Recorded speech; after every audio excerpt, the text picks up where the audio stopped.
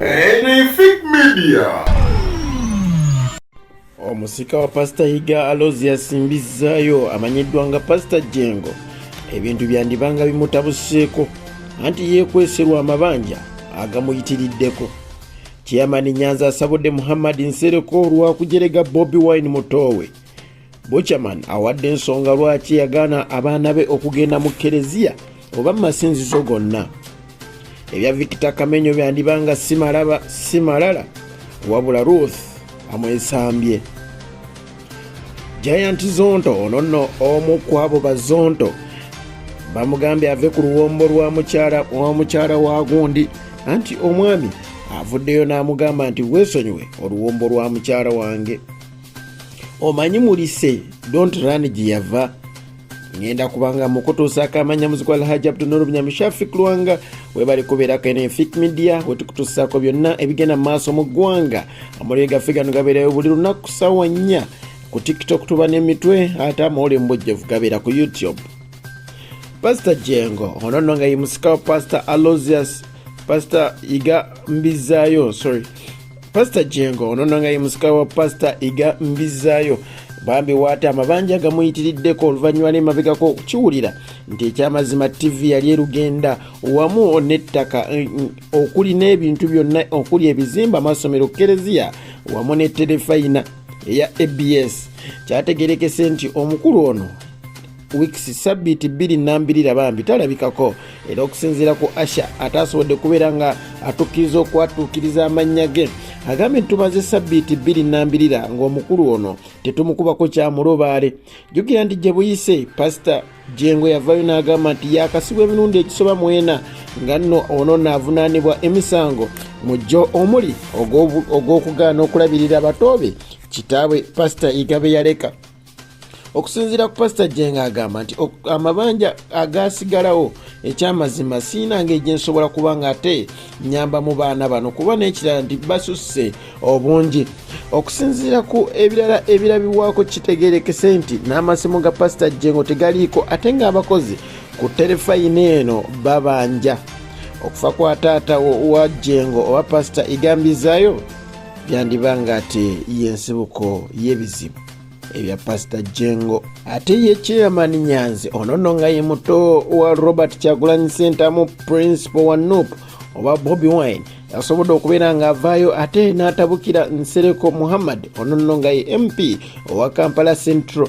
Jjukira nti gye buvuddeko onono Nsereko yavaayo bw'atyo n'asobola okuba nga yanukula Robert Kyagulanyi Center mu ku nsonga gye yayogerako ey'omutimbagano onono kwe yaleetera etteeka erifuga abo abakozesa omutimbagano mu Parliament era eryayita.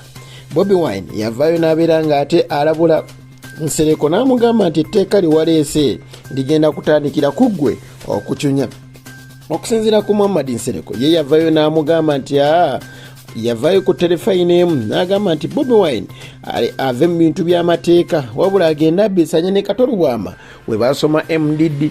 Chairman Nyanzi yavuddeyo n'abeera ng'agamba Nsereko nti oli ali ku presidential level ate gwe okyali ku bya MP ate nga n'obululu wabba bubbe.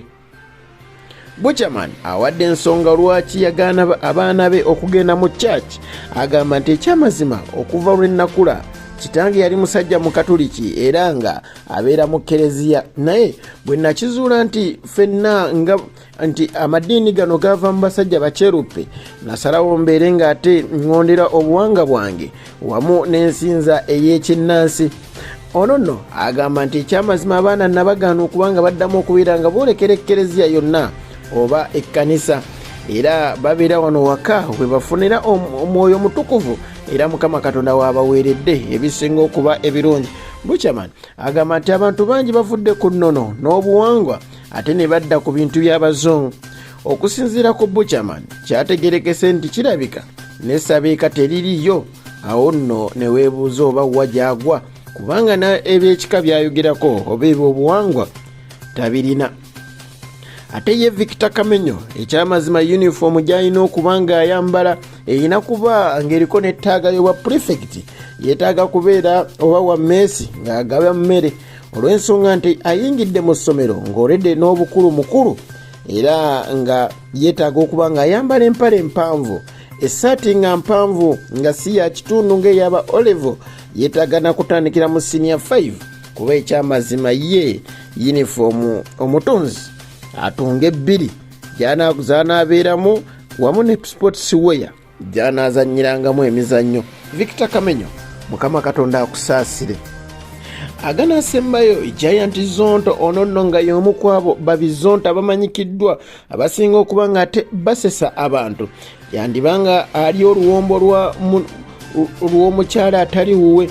Okusinziira kw'omwami Robert Kisaache yavuddeyo ku Terefayina M n'agamba nti yakebera mu ssimu ya mukyala we Anabelle Kisaache n'asangamu obugambo obuwoomu Giant Zonto bwamuweereza oba ono amanyikiddwa nga mwami Mbabaali bwamuweereza obuseenenkerevu.